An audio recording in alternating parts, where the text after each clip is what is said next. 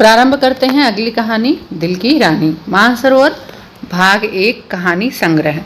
Jharkhand PGT Hindi की तैयारी आपके चैनल पर चलाई जा रही है। इस समय हम मानसरोवर भाग 1 के संग्रह को संपूर्ण कर रहे हैं। इस समय इसकी ये 14वीं कहानी है। अब तक कुल 14 कहानियों को पढ़ाया जा चुका है। मानसरोवर भाग 1 में कुल 27 कहानियाँ हैं। तो चलिए प्रारंभ करते हैं। पहले कहानी पर हम प्रश्नोत्तरी करेंगे, उसके बाद संपूर्ण कहानी का वाचन। चैनल पर नए हैं तो चैनल को जरूर सब्सक्राइब करें। कहानी दिल की रानी। मानसरोवर भाग 1 1936 में यह प्रकाशित हुआ था, जिसमें कुल 27 कहानियाँ हैं।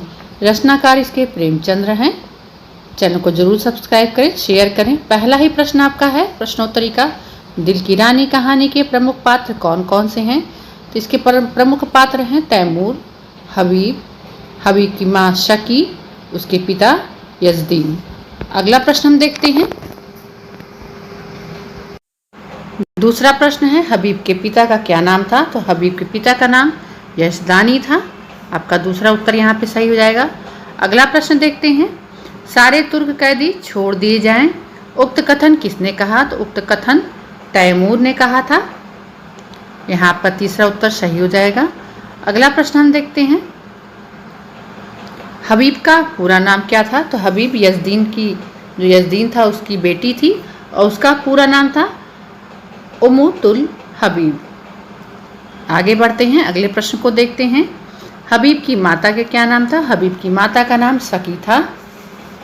यहाँ पर दूसरा उत्तर ही आपका सही हो जाएगा। अगला प्रश्न देखते हैं। आम आदमी का सबसे बड़ा दुश्मन गुरूर है, उक्त कथन किसने कहा था? तो उक्त कथन हबीब ने कहा था, जो उस समय एक लड़के के भेष में तैमूर का वजीर बन के रहता था। जहां दौलत ज्यादा होती है वहीं डाके ज्यादा पड़ते हैं, उक्त कथन किसने कहा? तो यह भी कथन हबीब ने ही कहा था। वह उसका वजीर था और वह उसका एक तरह से सलाहकार भी था उस समय। अगला प्रश्न है। मुसलमान ने ईसाइयों के लिए कितने नियम बनाए थे? तो मुसलमान ने ईसाइयों के लिए कुल 3 नियम बना दिए थे। वह उनके इलाकों को जीतकर वहाँ पर पहला ही नियम लगाया था कि जजिया कर लागू कर दिया था। दूसरा नियम आपका था कि गिरजे का घंटा नहीं बजेगा। तीसरा नियम था क्रियात्मक विरोध। इस प्रकार से 3 नियम बना दिए थे जो कि बहुत उल्लंघित थे। अगला प्रश्न है। इस्तखर किसका इलाका था? तो इस्तखर वहाँ पे ईसाई रहते थे और ईसाइयों को कहा जाता था अर्मनी। तो अर्मनी ईसाइयों का यह इस्तखर इलाका था। अगला प्रश्न है। मुसलमानों ने ईसाइयों के लिए दूसरा नियम क्या बताया? तो अभी पहले ही बताया गया है कि यहाँ पर दूसरा नियम था गिरजा का घंटा ना बजेगा। ये दूसरा नियम था। मोस्ट इम्पॉर्टेंट ये प्रश्न है। अगला प्रश्न है कथन है। तो वह मेरी बादशाहत के साथ मेरी दिल की वीरानी हो जाएगी। तो उक्त कथन किसने कहा? तो उक्त कथन तैमूर ने हबीब के लिए कहा था। यहाँ पर हबीब बचपन से ही अपनी माता पिता की इकलौती संतान रहती है।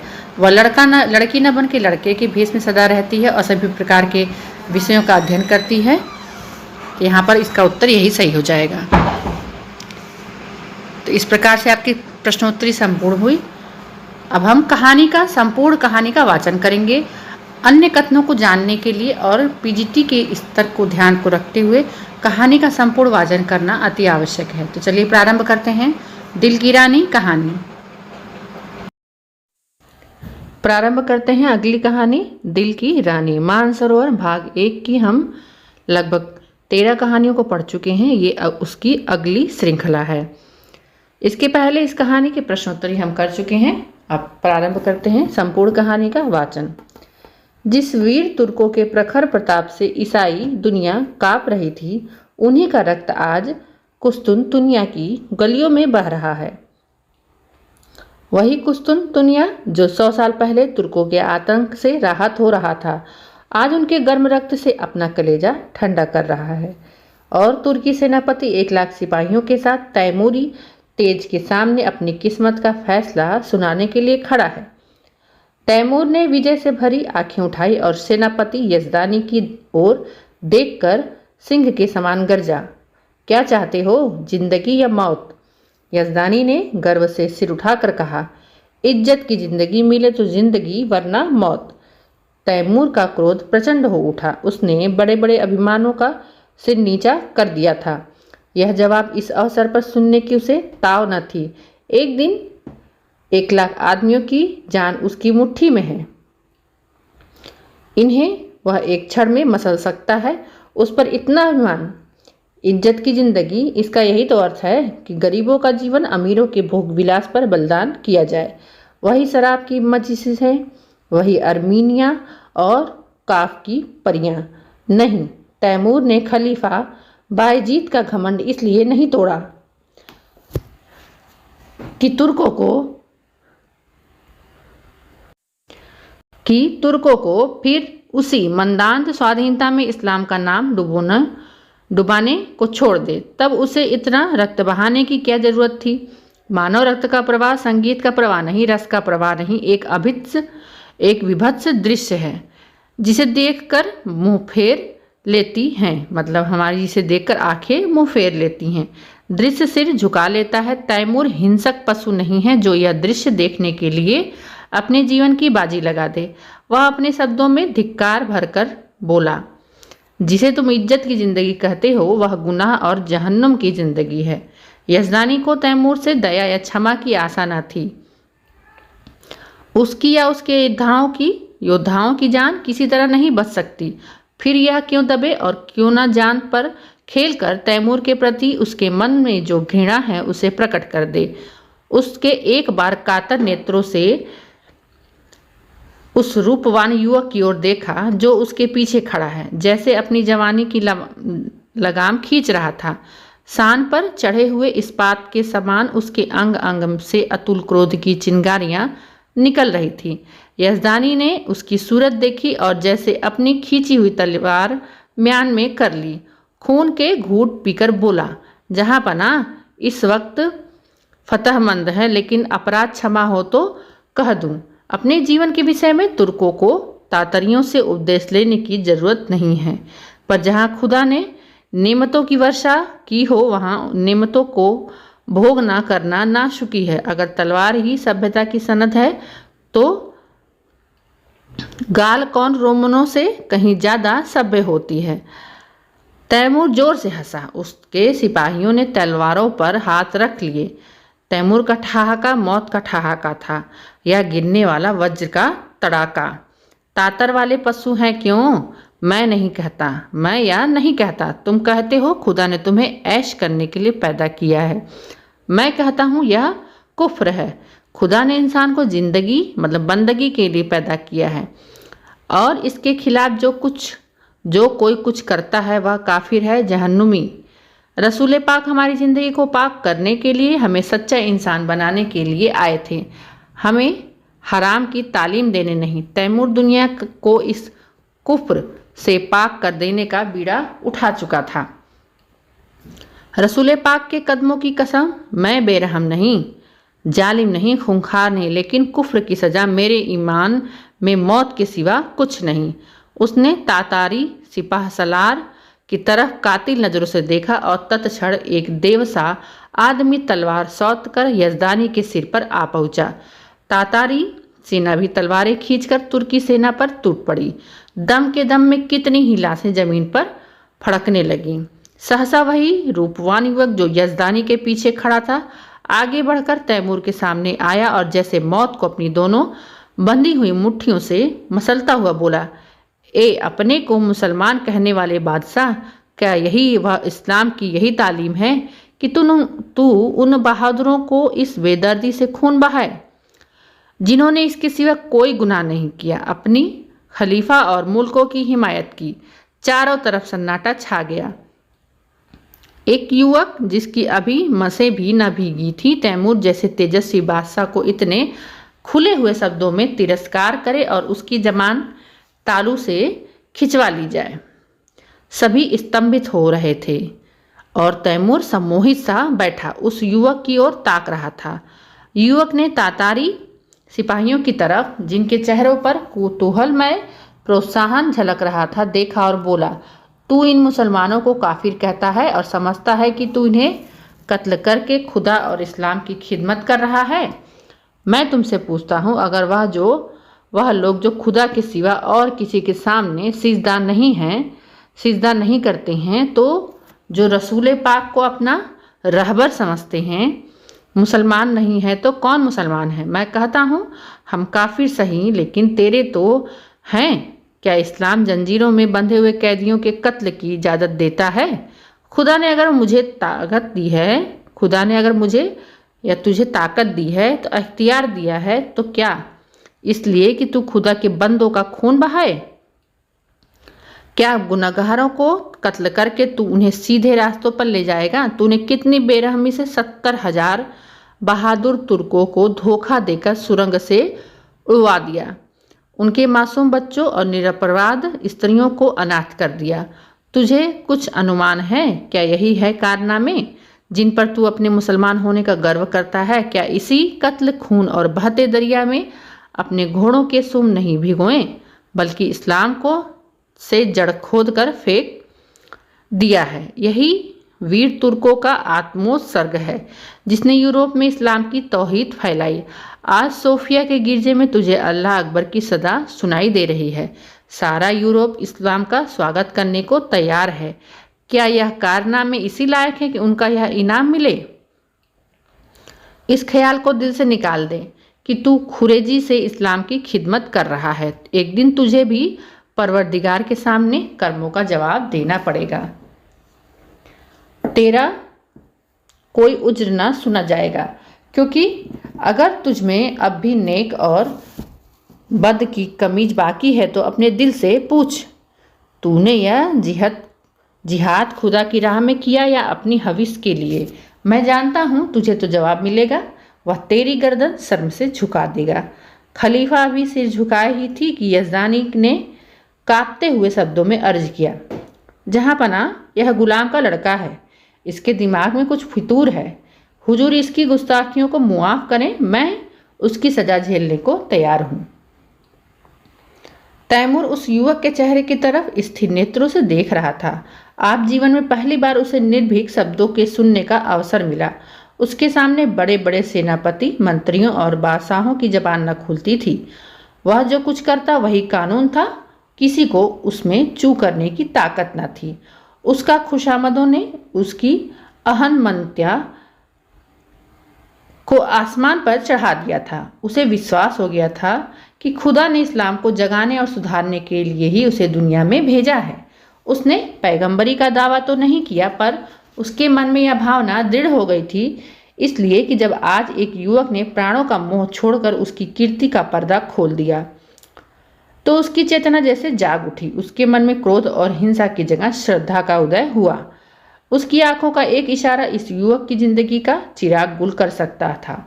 उसकी संसार विजयनी शक्ति के सामने यह दुधमुहा बालक मानो अपने नन्हे नन्हे हाथों में समुद्र के प्रवाह को रोकने के लिए खड़ा है। कितना हास्यास्पद साहस था उसके साथ, कितना आत्मविश्वास से भरा हुआ। तैमूर को ऐसा जान पड़ा कि इस निहत्थे बालक के सामने वह कितना निर्बल है। मनुष्य में ऐसे साहस का एक ही स्रोत हो सकता है, वह है सत्य पर अटल विश्वास। उसकी आत्मा दौड़कर उस युवक के दामन में चिपट जाने के लिए अधीर हो गई। वह दार्शनिक न था जो सत्य में शंका करता, वह सरल सैनिक था जो असत्य को भी विश्वास के साथ सत्य बना देता। यज़दानी ने उसी स्वर में कहा, जहाँ पना इसकी बदजबानी का ख्याल न फरमावे।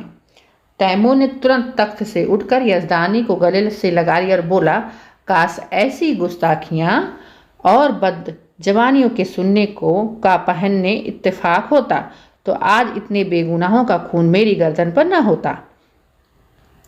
मुझे इस जबान में किसी फरिश्ते की रूह का जलवा नजर आता है जो मुझ जैसे गुमराहों को सच्चा रास्ता दिखाने के लिए भेजी गई है। मेरे दोस्त, तुम खुशनसीब हो कि ऐसा फरिश्ता सिफत बेटे के बाप हो। क्या मैं उसका नाम पूछ सकता हूँ? यज़दानी पहले आतश परस्त था, पीछे मुसलमान हो गया था, पर अभी तक कभी कभी उसके मन में शंकाएं उठती रहती थी कि उसने क्यों इस्लाम को बोल लिया। जो कैदी फांसी के तख्ते पर खड़ा सूखा जा रहा था, एक क्षण में उसकी रस्सी उसकी गर्दन में पड़ेगी और वह लटकता रह जाएगा। उसे जैसे किसी फरिश्ते ने गोद में ले लिया। वह गदगद कंठ से बोला, उसे हबीब कहते हैं। तैमूर ने युवक के सामने जाकर उसका हाथ पकड़ लिया। उसे आंखों से लगाता हुआ बोला, मेरे जवान दोस्त, तुम सचमुच खुदा के हबीब हो। मैं वह गुनाहगार हूँ जिसने अपनी जहालत में हमेशा अपने गुनाहों का सबब समझा। इसलिए मुझसे कहा जाता है कि तेरी जात बेऐब है। आज मुझे यह मालूम हुआ कि मेरे हाथों इस्लाम का कितना नुकसान हुआ। आज से मैं तुम्हारा ही दामन पकड़ता हूँ। तुम ही मेरे लिए खिज्र हो, तुम ही मेरे रहनुमा हो। मुझे यकीन हो गया कि तुम्हारे ही वसीले से मैं खुदा की दरगाह तक पहुँच सकता हूँ। यह कहते हुए उसने युवक के चेहरे पर नजर डाली तो उस पर शर्म की लाली छाई हुई थी। उस कठोरता की जगह मधुर संकोच झलक रहा था। युवक ने सिर झुकाकर कहा, यह हुजूर की कदरदानी है, वरना मेरी क्या हस्ती। तैमूर ने उसे खींचकर अपनी बगल के तख्त पर बैठा दिया और अपने सेनापति को हुक्म दिया, सारे तुर्क कैदी छोड़ दिए जाएं, उनके हथियार वापस कर दिया जाए, जो माल लूटा गया है वह सिपाहियों में बराबर बांट दिया जाए। वजीर तो इधर इस हुक्म की तामील करने लगा, उधर तैमूर हबीब का हाथ पकड़े हुए अपने खीमे में गया और दोनों मेहमानों का प्रबंध करने लगा, मतलब दावत के लिए प्रबंध करने लगा। और जब भोजन समाप्त हो गया तो उसने अपने जीवन की सारी कथा रो रो कर कह सुनाई, जो आदि से अंत तक मिश्रित पशुता और बर्बरता के कृत्यों से भरी हुई थी। और उसने यह सब कुछ इस भ्रम में किया कि वह ईश्वरीय आदेश का पालन कर रहा है। वह खुदा को क्या मुंह दिखाएगा या क्या मुंह दिखाएगा। रोते रोते हिचकियां बंध गईं।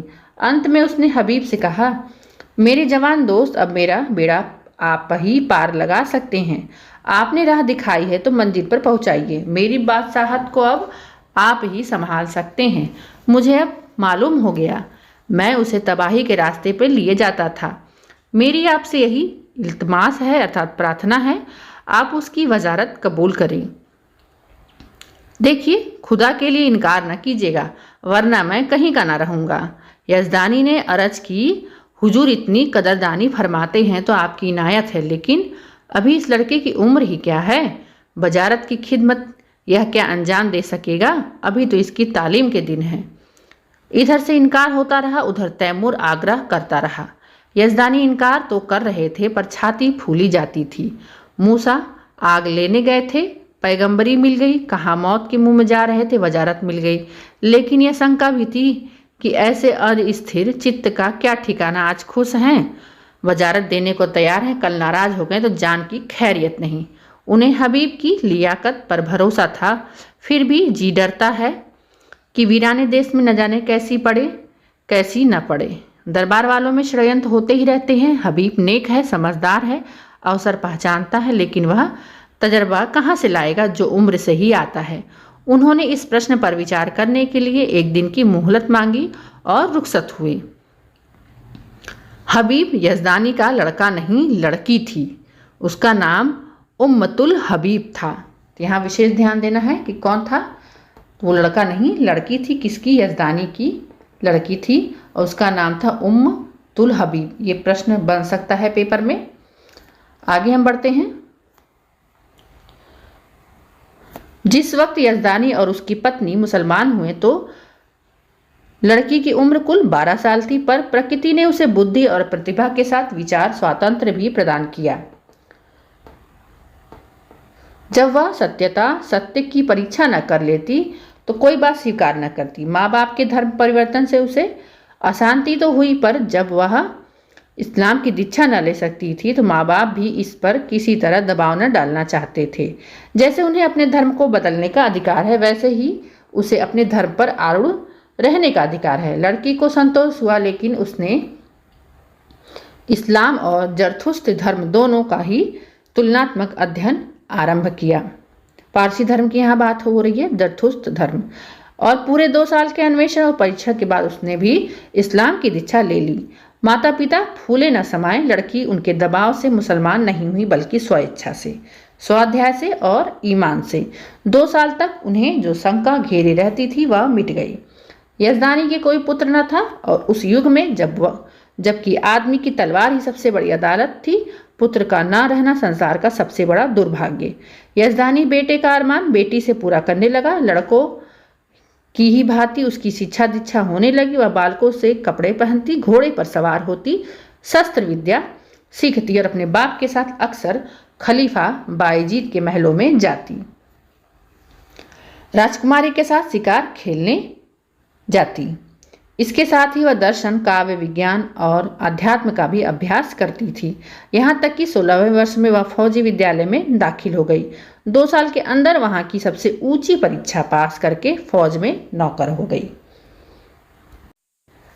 शस्त्र विद्या और सेना संचालन कला में इतनी निपुण थी और खलीफा बायजीद उसके चरित्र से इतना प्रसन्न था कि पहले ही पहल उसे एक हजारी मनसब मिल गया। ऐसी युवती के चाहने वालों की क्या कमी थी। उसके साथ के कितने ही अफसर, राज परिवार के कितने ही युवक उस पर प्राण देते थे, पर कोई उसकी नजरों में न जचता था। नित्य ही निकाह के पैगाम आते थे, पर वह हमेशा इनकार कर देती थी। वैवाहिक जीवन से ही उसे अरुचि थी कि युवतियां कितने अरमानों से ब्याह कर लाई जाती हैं, फिर कितने निरादर से महलों में बंद कर दी जाती हैं। उनका भाग्य पुरुषों की दया के अधीन है। अक्सर ऊंचे घरानों की महिलाओं से उसको मिलाने जुलाने का अवसर मिलता था।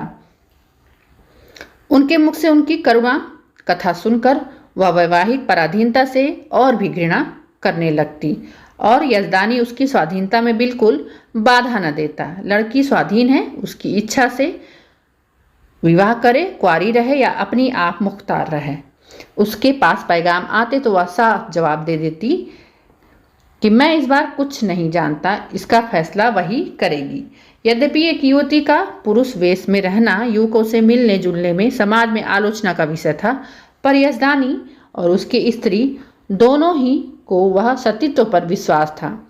हबीब के व्यवहार और आचार में उन्हें कोई ऐसी बात न नजर आती थी जिससे उन्हें किसी तरह की शंका होती।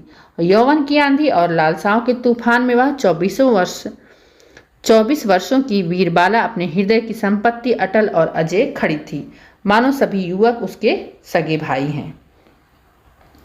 कुस्तुम दुनिया में कितनी खुशियां मनाई गई, हबीब का कितना सम्मान और स्वागत हुआ, उसे कितनी बधाइयां मिली, वह सब लिखने की बात नहीं।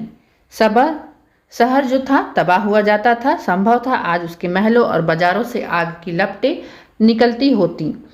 राज्य और नगर को उस कल्पनातीत विपत्ति से बचाने वाला आदमी कितने आदर, प्रेम और श्रद्धा का उल्लास का पात्र होगा, इसकी तो कल्पना भी नहीं की जा सकती। उस पर कितने फूलों और कितने लाल जवाहरों की वर्षा हुई हो, इसका अनुमान तो कोई कभी ही नहीं कर सकता। नगर की महिलाएं हृदय के अक्षय भंडार से असीम में निकाल कर उस पर लुटाती थीं। गर्व से फूली हुई उसका मुंह निहार कर अपने को धन्य मानती थीं। उसने देवियों का मस्तक ऊंचा कर दिया। रात को तैमूर के प्रस्ताव पर विचार होने लगा। सामने गद्देदार कुर्सी पर यजदानी था, सौम्य, विशाल और तेजस्वी। उसकी दाहिनी तरफ सकी पत्नी थी, ईरानी लिबास में, आंखों में दया और विश्वास की ज्योति भरे हुए थे। बाईं तरफ उम्मुतुल हबीब थी, जो इस समय रमणी वेश में मोहिनी बनी हुई थी, ब्रह्मचर्य के तेज से दीप्त। यजदानी ने प्रस्ताव का विरोध करते हुए कहा, मैं अपनी तरफ से कुछ नहीं कहना चाहता, लेकिन यदि मुझे सलाह देने का अधिकार है तो मैं स्पष्ट कहता हूं, तुम्हें इस प्रस्ताव को कभी स्वीकार न करना चाहिए। तैमूर से यह बात बहुत दिन तक छिपी नहीं रह सकती कि तुम क्या हो, उस वक्त क्या परिस्थिति होगी, मैं नहीं कहता। और यहाँ इस विषय में जो कुछ टीकाएं होंगी वह तुम मुझसे ज़्यादा जानती हो।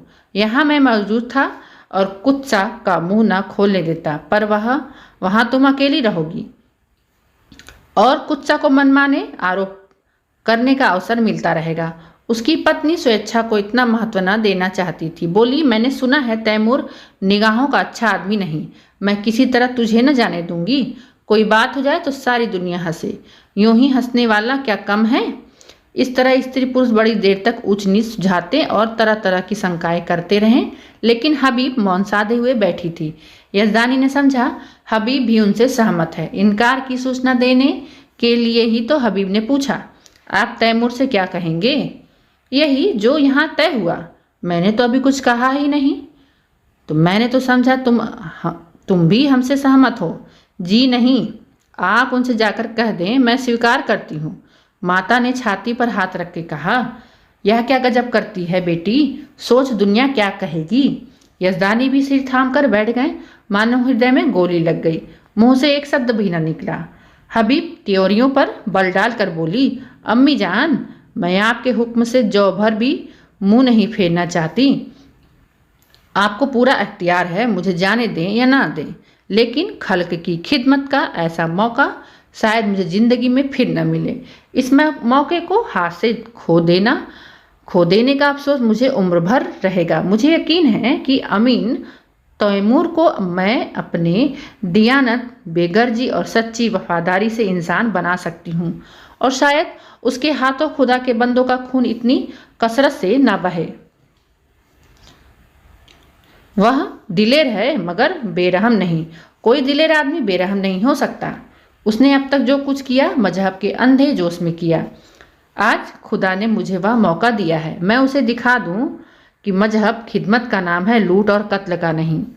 अपने बारे में मुझे मुतलक अंदेशा नहीं, मैं अपनी हिफाजत आप कर सकती हूँ। मुझे दावा है कि उसने फ़र्ज को नेक नीयत से अदा करने में मैं दुश्मनों की जुबान भी बंद कर सकती हूँ।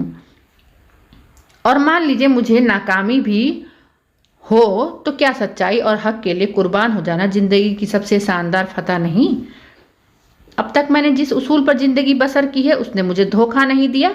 उसी के फैज़ से आज मुझे यह दर्जा हासिल हुआ है जो बड़े बड़ों के लिए जिंदगी का ख्वाब है। मेरे आजमाए हुए दोस्त मुझे कभी धोखा नहीं दे सकते।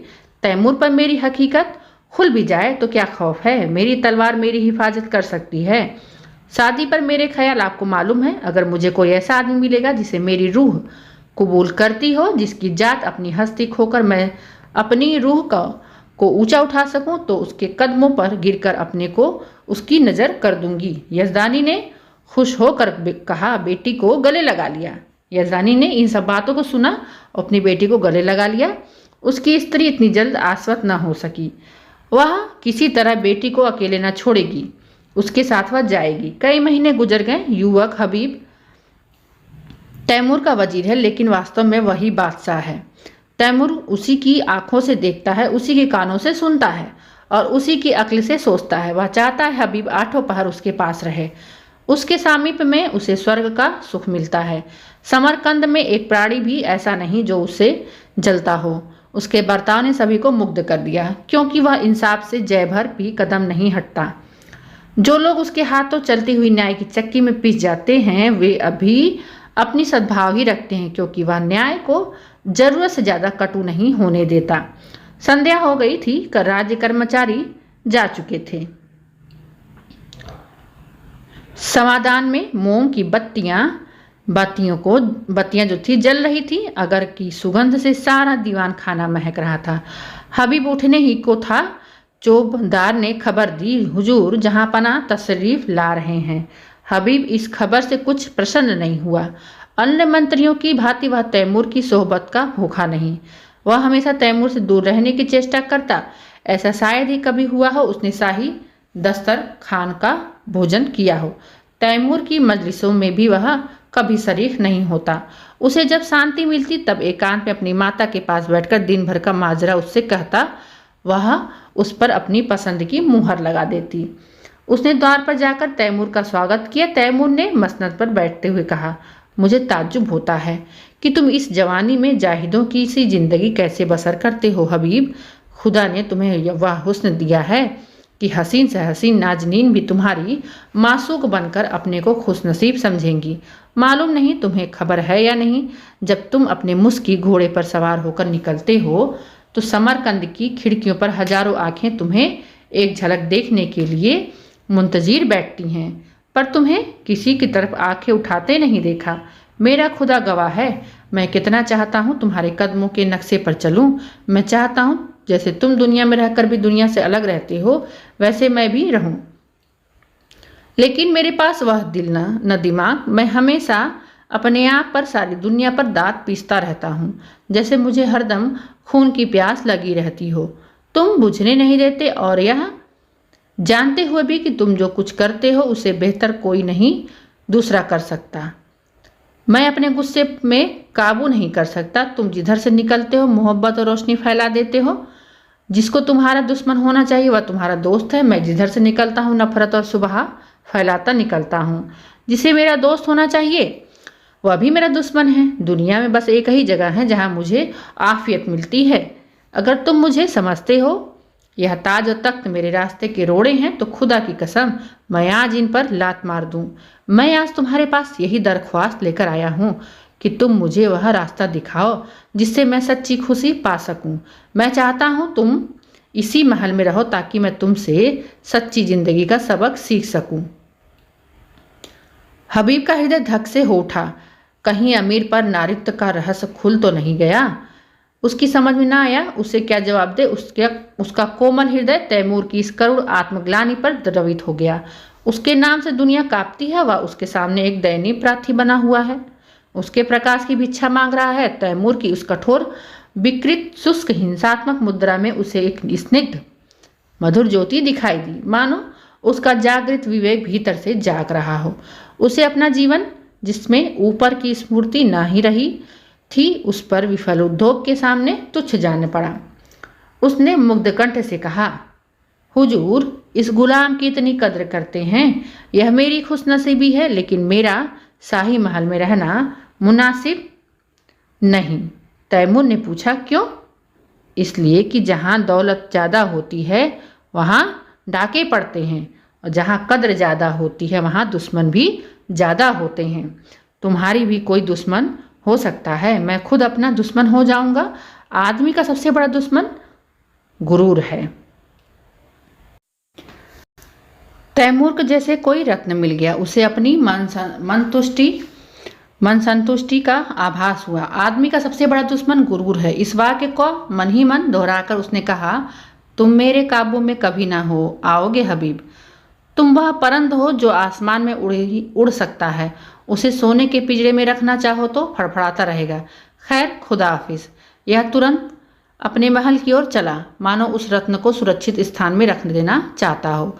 यह वाक्य पहली बार उसने ना सुना था, पर आज इससे जो ज्ञान, जो आदेश, जो सत्प्रेरणा उसे मिली वह उसे मिली जो कभी ना मिली थी। इस तखर के इलाके में बगावत की खबर आई।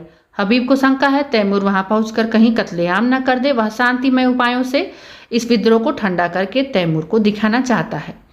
सद्भावना में कितनी शक्ति है। तैमूर उसे इस मुहिम पर नहीं भेजना चाहता, लेकिन हबीब के आग्रह के सामने बेबस है। हबीब को जब और कोई युक्ति न सूझी तो उसने कहा, गुलाम के रहते हुए हुजूर अपनी जान खतरे में डाले, यह हो नहीं सकता। तैमूर मुस्कुराए, मेरी जान कि तुम्हारी जान के मुकाबले में कोई हकीकत नहीं है हबीब। फिर मैंने तो कभी जान की परवाह न की। मैंने दुनिया के कत्ल और लूट के सिवा क्या यादगार छोड़ी। मेरे मर जाने पर दुनिया मेरे नाम को रोएगी। यही नहीं, यकीन मानो मेरे जैसे लुटेरे हमेशा पैदा होते रहेंगे, लेकिन खुदा न करे तुम्हारे दुश्मनों को कुछ हो जाए तो यह सल्तनत खाक में मिल जाएगी, और तब मुझे भी सीने में खंजन चुभा लेने के सिवा कोई रास्ता ना रहेगा। मैं नहीं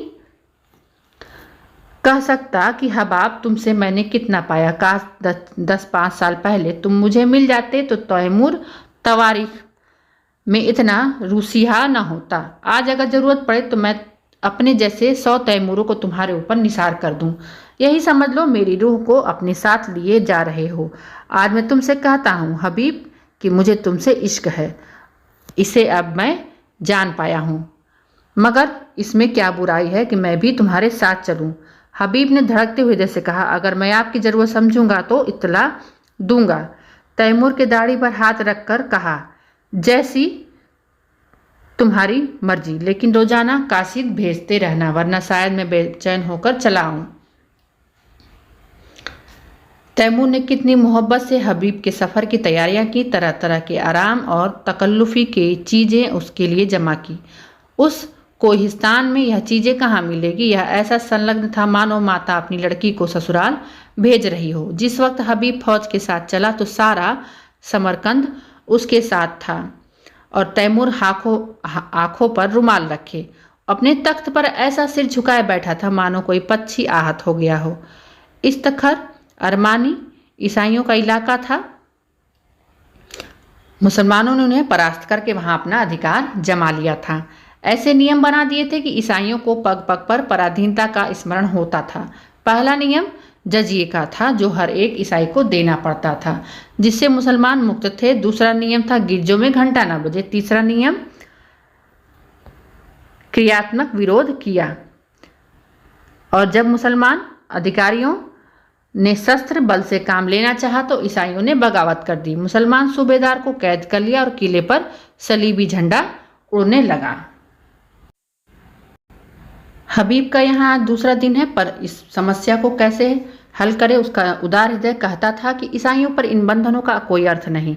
हर एक धर्म का समान रूप से आदर होना चाहिए, लेकिन मुसलमान इन कैदों को हटा देने पर कभी राजी ना होगा। और यह लोग मान भी जाएं तो तैमूर क्यों मानने लगा? उसके धार्मिक विचारों में कुछ उदारता आई है, फिर भी वह इन कैदों को उठाना कभी मंजूर ना करेगा। लेकिन क्या वह ईसाइयों को सजा दे कि वे अपने धार्मिक स्वाधीनता के लिए लड़ रहे हैं? जिसे वह सत्य समझता है उसकी हत्या कैसे करे? नहीं, उसे सत्य का पालन करना होगा, चाहे इसका नतीजा कुछ भी हो।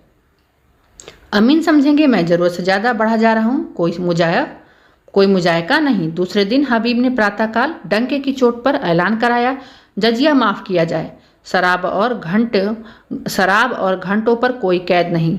मुसलमानों में तहलका पड़ गया। यह कुफ्र है, हराम परस्ती है। अमीर तैमूर ने जिस इस्लाम को अपने खून से सींचा, उसकी जड़ उन्हीं के वजीर हबीब पाशा के हाथों में खुद रही है। पाशा पलट गया, शाही फौज मुसलमानों से जा मिली। हबीब ने इस्तखर के किले में पनाह ली। मुसलमानों की ताकत शाही फौज के मिल जाने से बहुत बढ़ गई। उन्होंने किला घेर लिया और यह समझकर कि हबीब ने तैमूर से बगावत की है। तैमूर के पास इसकी सूचना देने और परिस्थिति समझाने के लिए कासिद भेजा। आधी रात गुजर चुकी थी। तैमूर को 2 दिनों से इस्तखर की कोई खबर न मिली। तरह तरह की शंकाएं हो रही थी, मन में पछतावा हो रहा था। उसने क्यों हबीब को अकेले जाना दिया? माना कि वह बड़ा नीति कुशल है, पर यहाँ पर माना कि वह बहुत बड़ा नीति कुशल है, लेकिन वह बगावत कहीं जोर पकड़ गई तो मुट्ठी भर आदमियों से वह क्या कर सकेगा? और बगावत यकीनन जोर पकड़ेगी। वहाँ के ईसाई बला के सर्कस हैं। जब उन्हें मालूम होगा कि तैमूर की तलवार में जंग लग गया है तो उसे अब महलों की जिंदगी पसंद है, तो उनकी हिम्मत दूनी हो जाएगी। हबीब कहीं दुश्मनों में घिर गया तो बड़ा गजब हो जाएगा। उसने अपने जानू पर हाथ मारा और पहलू बदलकर अपने ऊपर झुंझलाया। वह इतना पस्त हिम्मत क्यों हो गया? क्या उसका तेज और शौर्य उससे विदा हो गया है, जिसका नाम सुनकर दुश्मन में कंपन में पड़ जाता था? वह आज अपना मुंह छिपाकर महलों में बैठा हुआ है। दुनिया की आंखों में इसका यही अर्थ हो सकता है। तैमूर अब मैदान का शेर नहीं, कालीन का शेर हो गया है। हबीब फरिश्ता है जो इंसान की बुराइयों से वाकिफ है, जो रहम और साफ दिली और बेगर्जी का देवता है। वह क्या जाने इंसान कितना शैतान हो सकता है। अमन के दिनों में तो ये बातें कौम और मुल्क को तरक्की के रास्ते पर ले जाती हैं, पर जंग में जबकि शैतानी जोश का तूफान उठता है, इन खुशियों की गुंजाइश नहीं है। उस वक्त तो उसी की जीत होती है जो इंसानी खून का रंग खेले हैं। खेतों खलिहानों को जलाएं, जंगल को बसाएं और बस्तियों को वीरान करें। अमन का कानून जंग के कानून से जुदा है। सहसा चौकीदार ने इस्तखर से एक कासिद के आने की खबर दी। कासिद ने जमीन चूमी और एक किनारे अदब से खड़ा हो गया। तैमूर का रोब ऐसा छा गया जैसे कुछ कहने आया था भूल गया। तैमूर ने त्योरियां चढ़ाकर पूछा, क्या खबर लाया है? 3 दिन के बाद आया, भी तो इतनी रात गए। कासिद ने फिर जमीन चूमी और बोला, खुदाबंद वजीर साहब ने जजिया मुआफ कर दिया। तैमूर गरज उठा, क्या कहता है? जजिया माफ कर दिया? हाँ खुदाबंद। किसने? वजीर साहब ने। किसके हुक्म से? अपने हुक्म से हुजूर। हूँ, और हुजूर शराब का भी हुक्म हो गया है। गिरजों में घंटा बजाने का भी हुक्म हो गया है। और खुदाबंद ईसाइयों से मिलकर मुसलमानों पर हमला कर दिया। तो मैं क्या करूं? हुजूर हमारे मालिक हैं, अगर हमारी कुछ मदद ना हुई तो वहाँ एक मुसलमान भी जिंदा ना बचेगा। हबीब पाशा इस वक्त कहाँ हैं? इस्तखर के किले में हुजूर। अब मुसलमान क्या कर रहे हैं? हमने ईसाइयों को किले में घेर लिया है, उन्हीं के साथ हबीब को भी। हाँ हुजूर, वह हुजूर से बागी हो गए। और इसलिए मेरे वफादार इस्लाम के खादमियों में ने उन्हें कैद कर लिया। मुमकिन है मेरे पहुँचते पहुँचते उन्हें कत्ल भी कर दें। बच जा, दूर हो जा मेरे सामने से। मुसलमान समझते हैं हबीब मेरा नौकर है और मैं उसका आका हूँ। यह गलत है, झूठ है। इस सल्तनत का मालिक हबीब है, तैमूर उसका अदना गुलाम है। उसके फैसले में तैमूर दस्तानदाजी नहीं कर सकता। बेशक जजिया मुआफ कर होना चाहिए। मुझे मजाज नहीं कि दूसरे मजहब वालों से इसका उनके ईमान का तबान लूँ। कोई मजान नहीं है कि अगर मस्जिद में अजान होती है तो कलीसा में घंटा क्यों बजे। घंटे की आवाज़ में कुफ्र नहीं, काफिर है। जा, दूसरों का हक छीन ले जो गरीबों को सताए। दगाबाज हो, खुदगरज हो, काफिर वह नहीं जो मिट्टी या पत्थर के एक टुकड़े में खुदा का नूर देखता हो, जो नदियों और पहाड़ों में, दरख्तों और झोपड़ियों में खुदा का जलवा पाता हो। यह हमसे और तुझसे ज़्यादा खुदा परस्त है। जो मस्जिद में खुदा को बंद नहीं समझता ही कुफ्र है। हम सब खुदा के बंदे हैं सब। बस जा और उस बागी मुसलमानों से कह दे, अगर फौरन मुहासरा ना उठा लिया तो तैमूर कयामत की तरह आ पहुँचेगा। खासिद हतबुद्धि सा खड़ा ही था। बाहर खतरे का बिगुल बच उठा और फौजें किसी समर यात्रा की तैयारी करने लगी। तीसरे दिन तैमूर इस्तकर पहुंचा तो किले का मुहासरा उठ चुका था। किले की तोपों ने उसका स्वागत किया। हबीब ने समझा तैमूर ईसाइयों को सजा देने आ रहा है। ईसाइयों के हाथ पांव फूले थे, मगर हबीब मुकाबले के लिए तैयार था। ईसाइयों के स्वप्न की रक्षा में यदि जान भी जाए तो कोई गम नहीं। इस मामले पर किसी तरह का समझौता नहीं हो सकता।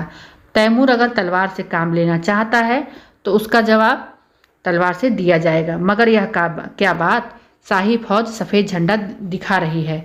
तैमूर लड़ने नहीं सुलह करने आया है। उसका स्वागत दूसरी तरह का होगा। ईसाई सरदारों का साथ लिए हबीब किले की तरफ बाहर निकला। तैमूर अकेला घोड़ा पर सवार चला रहा था। हबीब घोड़े से उतरकर आदाब बजा लाया। तैमूर घोड़े से उतर पड़ा और हबीब का माथा चूम लिया और बोला, मैं सब सुन चुका हूँ हबीब, तुमने बहुत अच्छा किया और वही किया जो तुम्हारे सिवा दूसरा नहीं कर सकता। मुझे जजिया लेने का या ईसाइयों से मजहबी का हक छीनने का कोई मजाज न था। मैं यहाँ दरबार करके इन बातों की मस्दीक कर दूंगा और तब मैं एक ऐसी तजवीज़ करूंगा जो कई दिन से मेरे जेहन में आ रही है और मुझे उम्मीद है कि तुम उसे मंजूर कर लोगे। मंजूर करना पड़ेगा। हबीब के चेहरे का रंग उड़ गया। कहीं हकीकत खुल तो नहीं गई। वह क्या तजवीज़ है, उसके मन में खलबली पड़ गई। तैमूर ने मुस्कुरा कर पूछा, तुम मुझसे लड़ने को तैयार थे? हबीब ने शर्माते हुए कहा, हक के सामने अभी तैमूर की भी कोई हकीकत नहीं है। बेशक तुम में फरिश्तों का दिल है तो शेरों की हिम्मत भी है, लेकिन अफसोस यही है कि तुमने यह गुमान ही क्यों किया कि तैमूर तुम्हारे फैसले का मनसूख कर सकता है। यह तुम्हारी जात है जिसने तुझे बतलाया है कि सल्तनत किसी आदमी की जायदाद नहीं बल्कि एक ऐसा दरख्त है जिसकी हर एक शाख, हर एक पत्ती एक सी खुराक पाती है। दोनों किले में दाखिल हुए। सूरज डूब चुका था। आन की बान में दरबार लग गया। उसमें तैमूर ने ईसाइयों के धार्मिक अधिकारों को स्वीकार किया। चारों तरफ से आवाज़ आई, खुदा हमारे शहंशाह की उम्र दराज करे। तैमूर ने उसी सिलसिले में कहा, दोस्तों, मैं इस दुआ का हकदार नहीं हूँ। जो चीज़ मैंने अपने जबरन ली थी उसे आपको वापस देकर मैं दुआ का काम नहीं कर रहा हूँ। उससे कहीं ज़्यादा मुनसिब यह है कि आप मुझे लानत दें कि मैंने इतने दिनों तक आवाज़ आई मरहबा मरहबा। दोस्तों, उन हकों के साथ साथ मैं आपकी सल्तनत को भी आपको वापस करता हूँ, क्योंकि खुदा की निगाह में सभी इंसान बराबर हैं और किसी कौम या शख्स को दूसरी कौम पर हुकूमत करने का इख्तियार नहीं है। आज से आप अपने बादशाह हैं। मुझे उम्मीद है कि आप भी मुस्लिम आज़ादी को उसकी जायज़ हकों से महरूम ना करेंगे। मगर कभी ऐसा मौका आए कि कोई जाबिर कौम आपकी आज़ादी छीनने की कोशिश करे तो तैमूर आपकी मदद करने को हमेशा तैयार रहेगा। किले में जश्न खत्म हो चुका था। उमरा और हुक्काम रुखसत हो चुके थे। दीवाने खास में सिर्फ तैमूर और हबीब रह गए। हबीब के मुख पर आज स्मित हास्य की वह छटा है जो सदैव गंभीरता के नीचे दबी रहती थी। आज उसके कपोलों पर जो लाली, आँखों में जो नशा, अंगों में जो चंचलता है वह और कभी नजर ना आई। वह कई बार तैमूर से शोखियाँ कर चुका है, कई बार हंसी कर चुका है। उसकी युवती चेतना पद और अधिकार को भूलकर चहकती फिरती है। सहसा तैमूर ने कहा, हबीब, मैंने आज तक तुम्हारी हर एक बात मानी। अब मैं तुमसे यह तजवीज़ करता हूँ जिसका मैंने जिक्र किया था, उसे तुम्हें कबूल करना पड़ेगा। हबीब ने धड़कते हृदय से सिर झुकाकर कहा, फरमाइए, पहले वादा करो तुम कबूल करोगे। मैं तो आपका गुलाम हूँ। नहीं, तुम मेरे मालिक हो, मेरी ज़िंदगी की रोशनी हो। तुमसे मैंने जितना फैज़ पाया उसका अंदाज नहीं कर सकता। मैंने अब तक सल्तनत को अपनी ज़िंदगी की सबसे प्यारी चीज़ समझा था। इसके लिए मैंने वह सब कुछ किया जो मुझे ना करना चाहिए था। अपनों के खून से भी हाथों को दागदार किया, गैरों के खून से भी। मेरा काम अब खत्म हो चुका। मैंने बुनियाद जमा कर दी, इस पर महल बनाना तुम्हारा काम है। मेरा यही इल्तिजा है कि आज से तुम इस बादशाहत के अमीन हो जाओ, मेरी ज़िंदगी में भी और मरने के बाद भी। हबीब ने आकाश में उड़ते हुए कहा, इतना बड़ा बोझ, मेरे कंधे इतने मजबूत नहीं। तैमूर ने दीन आग्रह से स्वर में कहा, नहीं मेरे प्यारे दोस्त, मेरी यह इल्तिजा माननी पड़ेगी। हबीब की आंखों में हंसी थी, अधरों पर संकोच। उसने आहिस्ता से कहा, मंजूर है। तैमूर ने प्रफुल्लित स्वर में कहा, खुदा तुम्हें सलामत रखे। लेकिन अगर आपको मालूम हो जाए कि हबीब एक कच्ची अक्ल की कुंवारी बालिका है तो वह मेरी बादशाहत के साथ मेरे दिल की भी रानी हो जाएगी। आपको बिल्कुल ताज्जुब नहीं हुआ? मैं जानता था कब से, जब तुमने पहली बार अपने जालिम आँखों से मुझे देखा। मगर आपने छिपाया खूब। तुम ही ने सिखाया, शायद मेरे सिवा यहाँ किसी को यह बात मालूम नहीं। आपने कैसे पहचान लिया? तैमूर ने मतवाली आँखों से देखकर कहा, यह न बताऊंगा। यही है हबीब तैमूर की बेगम हमीदा के नाम से मशहूर है। इस प्रकार से आपकी कहानी दिल की रानी संपूर्ण हुई। इसके बाद हम पढ़ेंगे अगली कहानी धिक्कार। बहुत ही बेहतरीन कहानी। एक प्रकार से एक निशंस राजा तैमूर को किस प्रकार से एक दयावान राजा के रूप में एक हबीब ने बदल दिया, यहाँ पर इस कहानी में संपूर्णतः दर्शाया गया है। मिलते हैं नेक्स्ट क्लास में। चैनल पर नए हैं तो चैनल को जरूर सब्सक्राइब करें। धन्यवाद।